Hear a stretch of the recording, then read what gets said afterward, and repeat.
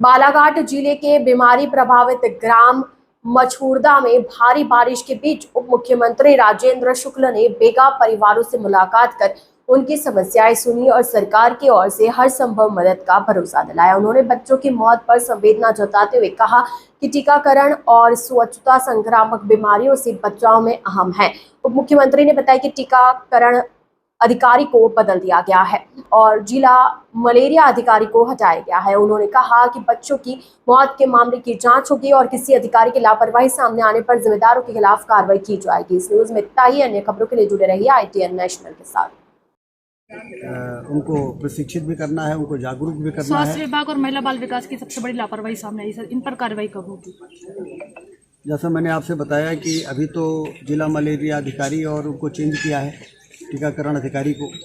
अब वहाँ पर कैचअप राउंड शुरू कर रहे हैं और जब ये कार्यक्रम चलेंगे तो उस समय जिन लोगों की लापरवाही सामने आएगी उनको भी हटाने में और कार्रवाई करने में, अनुशासनात्मक कार्रवाई हो या अन्य प्रकार की कोई कड़ी कार्रवाई हो, उसमें सरकार चूकेगी नहीं। इन क्षेत्रों में सुविधाओं की कमजोरी रही है और प्रशासन को जनवरी माह में इस बात का पता चल गया कि इस तरह की समस्या यहाँ पर रोग फैल रहा है, तब प्रशासन ने सतर्कता नहीं बरती। तो अभी तक 25 मौतों के बाद भी किसी की जवाबदारी तय नहीं। अभी ये भी देखना है कि जो हमारे 0 से लेकर 18 महीने तक के बच्चे हैं जिनमें हम टीकाकरण की बात करते हैं, मलेरिया अधिकारी की बात करते हैं, कुपोषण की बात करते हैं, वो ज़्यादातर इन एज ग्रुप में 0 से लेकर 18 महीने तक ये ज़्यादा संवेदनशील उम्र होती है। उसमें कितने बच्चे हैं, उससे ज़्यादा उम्र के कितने बच्चे हैं, क्योंकि ये भी आंकड़े में देखने में आया है कि कुछ बच्चे ऐसे थे जो 17-18 साल के भी थे। उनकी बीमारी का कारण क्या है? जो 18 महीने से कम बच्चे हैं उनमें बीमारी का क्या कारण है?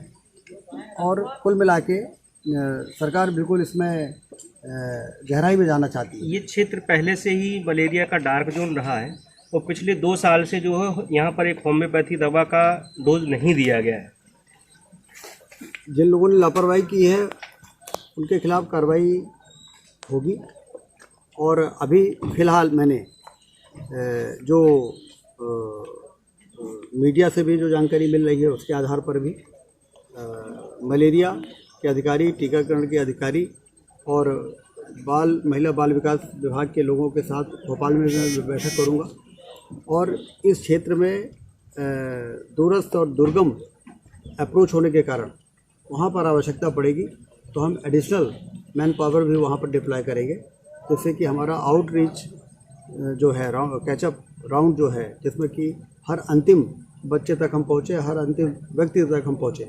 इसके लिए ज़रूरी अमला हमारे पास उपलब्ध रहे और मोबिलिटी सही रहे।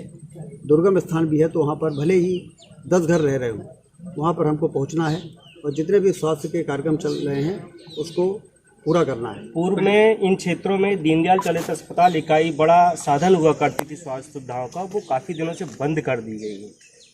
इसको भी हम उसकी चर्चा करेंगे। और मेडिकल मोबाइल यूनिट तो हमारी चली रही है जिसमें कि हर प्रकार की सुविधाएं रहती हैं।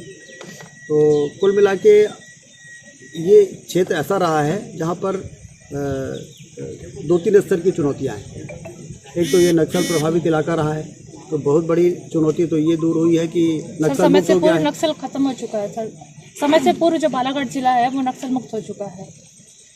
एक बड़ा मसला इस क्षेत्र का ये भी रहा कि बिरसा में जो एक BMO रहे हैं सुनील सिंह, ये फर्जी डिग्री के माध्यम से यहाँ पर नौकरी कर रहे थे। विभाग के एक्शन नहीं लिए जाने की वजह से वो फिर से यहाँ पर रिज्वाइनिंग की स्थिति में आ गए। आपकी सूचना के आधार पर इसको भी हम जांच में लेंगे। तो उन तमाम कारण जिससे इन मौतों का संबंध हो सकता है, इसको संज्ञान में लेके, और सरकार गंभीर है तभी तो मैं आज यहाँ पर आया हूँ। कल विजय शाह जी आए थे, मुख्यमंत्री जी इसकी मॉनिटरिंग कर रहे हैं। तो कुल मिला के सरकार की मंशा ये है कि शिक्षा, स्वास्थ्य और के मामले में हम ऐसे इलाकों में जहाँ अभी भी चुनौतियाँ हैं, जहाँ अभी भी जागरूकता की कमी है, जहाँ अभी भी लोगों को डॉक्टरों पर भरोसा और सरकारी सिस्टम पर भरोसा उतना नहीं है जितना अन्य क्षेत्रों में है। तो हमें उनको ओरिएंटेशन भी करना है, प्रशिक्षण भी देना है और आप लोगों से भी मेरा यही निवेदन है कि हम भी उन लोगों के बीच में सकारात्मक भूमिका क्या निभा सकते हैं, जिससे कि प्रशासन वहाँ पर तेज़ी के साथ अंदर घुसे। सर, और अंदर पीड़ित परिवार मदद की अपेक्षा कर रहा है, किस तरह की शासन स्तर से उनको अब सहायता? वो भी हम चर्चा करेंगे और वो पीड़ित परिवार के साथ पूरी तरह संवेदना है। मैंने अभी 2 पीड़ित परिवारों से मुलाकात भी की है और उन 2 परिवारों से बातचीत करके ये जानने की कोशिश की है कि इस इलाके में किस प्रकार की सामाजिक परेशानी है। मैंने उनसे ये भी कहा है कि आपके बच्चे भविष्य में अच्छी शिक्षा प्राप्त करके और यदि वो स्वस्थ रहेंगे, अच्छी शिक्षा प्राप्त करेंगे तो कल उनके लिए बहुत ही बेहतर भविष्य है। इसलिए आप सब इस मुख्य धारा में आने के लिए खुद ही आगे आएँ।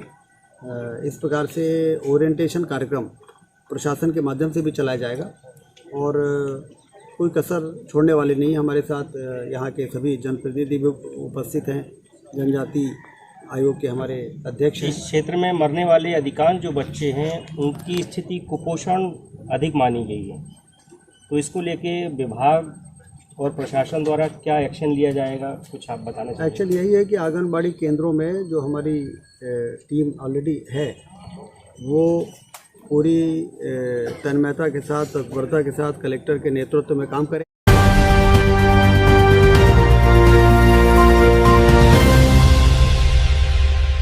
ITN National